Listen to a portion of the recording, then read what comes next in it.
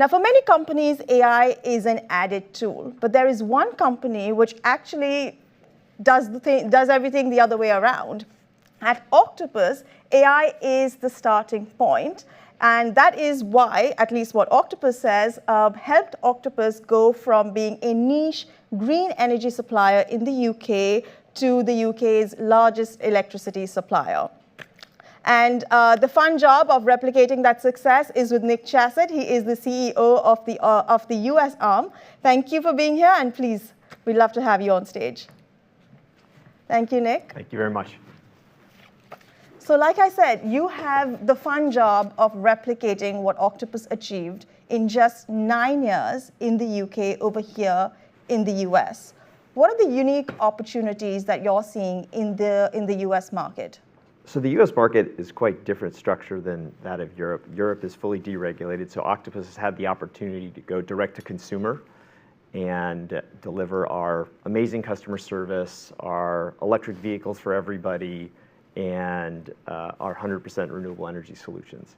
Here in the US, that's limited. Only 13 states allow consumer choice.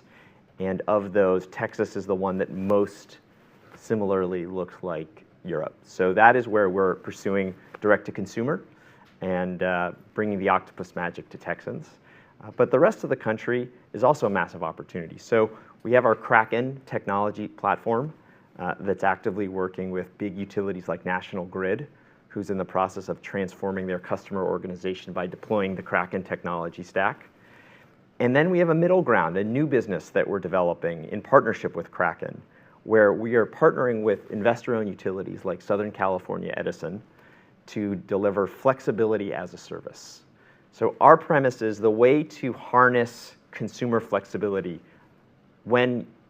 control when people charge their EVs in ways that don't affect the consumer experience, or ensure that batteries that they have in the home are charging and discharging at the right times, is by creating delightful consumer experiences, making it very, very easy to participate. And that's what we've built and have served our 10 million customers around the world with. And so we are productizing that and going to utilities and saying, hey, there's a different way than working with 15 different vendors, a thermostat vendor, an EV vendor, a software vendor. We package that all together and help them massively scale flexibility to do things like connect more AI data centers at low cost. So most companies, and many of them over here, are integrating AI into existing systems. You mentioned Kraken. Could you give us a sense of how using AI as a starting point has been sort of, your big advantage? How has that worked? When you architect a system with AI at the core, you're getting the best use cases early on. So for instance, one of the things that Kraken does is it engages with your customer service organization. By integrating AI at the very beginning, we have a solution called Magic Ink that ingests every single customer email, every single customer communication, and provides our call center operators with insights into what the customer may be wanting to talk about when they call in, or suggests what an email response might be. So instead of that customer having to wait a day, 2 days, 3 days for a response, it's coming in minutes or hours, not days and weeks. And that's enabled because we built the system to be AI native to start. So you are, now Kraken is a separate company, and so like you said, flexibility as a service. I wonder how it's helping accelerate the adoption of renewables at legacy companies. A great example of how Kraken is helping to accelerate renewables is a solution we have called Zero Bills Home. And the Zero Bills Home is a solution where we go to the consumer and we say, if you build a home to a certain specification, we will guarantee you no electric bill for 5 years, or now 10 years in some cases. And that's because Kraken is optimizing when your heating and cooling is happening against your battery and against your solar system. That orchestration is happening all in the background. The consumer notices nothing, but they're having no bill.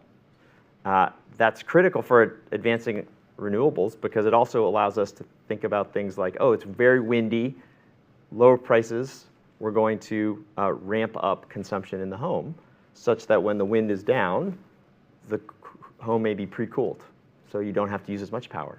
So you can align load with when renewables are producing, and that in turn allows you to produce more renewables, and it happens at lower cost too. So AI is also going to be a big driver of energy demand going forward, which requires a lot of efficiency and flexibility for energy providers. For you at Octopus, what kind of systems do you have in place? So I'd say in terms of our native use of AI, it's just so ingrained in everything we do. So I would say it's business as usual for us. I think the interesting topic that we're starting to grapple with is with some of our utility partners, and it's how can we deploy our AI solutions to help them deal with the growing AI demand. So it's AI to solve AI. It's deploying AI to solve AI demand growth, so it becomes circular.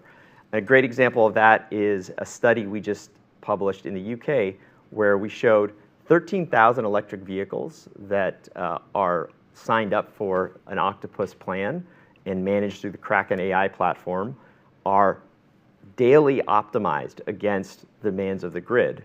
And it showed a 43% reduction in home demand for energy and really meaningful cost reductions, both for National Grid, the network operator, and for the consumer. So a real win-win there. So the other big difference between the UK and the US is the regulatory framework around renewables. And you're interestingly in Texas. And I wonder what plan do you have to sort of navigate not just a policy framework that's not necessarily friendly to renewables, to put it mildly, but also the fact that in terms of policies, we've seen a sort of whiplash. You have one administration that goes all in, and then you have another that scales it back. And as we had a conversation we just had with the executive vice president about uncertainty. So how does your business navigate that, especially because you're a new entrant? So our business is definitely cognizant of a bit of the whiplash. We are a software-first business, so some of the impacts are lessened for us. But I would say Texas is a perfect example of how renewables have actually crossed the chasm. We are building massive amounts of storage, massive amounts of solar in Texas with no state RPS mandate, no carbon reduction imperative. It's just pure economics. It's good business. And we're continuing to build lots of renewables in Texas because it's good business.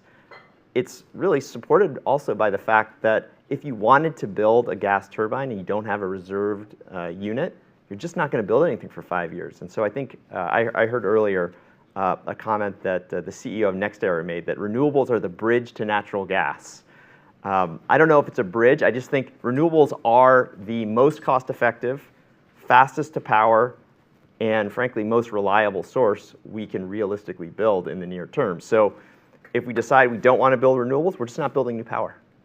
And that doesn't seem like an approach that's really in line with our energy dominance agenda. So it's not just AI. My understanding is that social justice, when it comes to equitable access to electricity, is also part of your core philosophy along with AI. So how do you make sure that, especially at this stage of your business, you're hitting your business goals as well as your equity goals? So the most equitable thing we can do for the average Texan is to make sure they're getting a really fair rate, and we're driving down the cost of electricity. For folks that are lower income, the share of wallet that goes to energy is actually really big.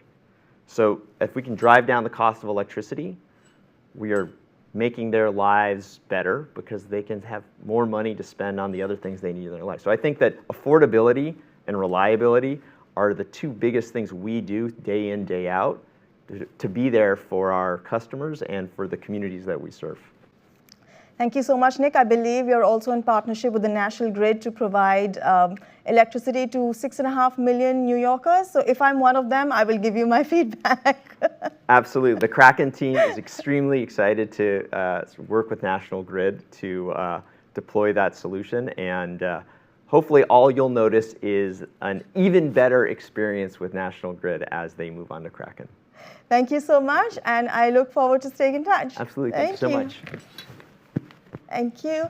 And with that, we're wrapping up the first part of our conversations, but the show will continue. We'll take a short break, so please help yourself with coffee and refreshments, and we'll be back in about 10 minutes.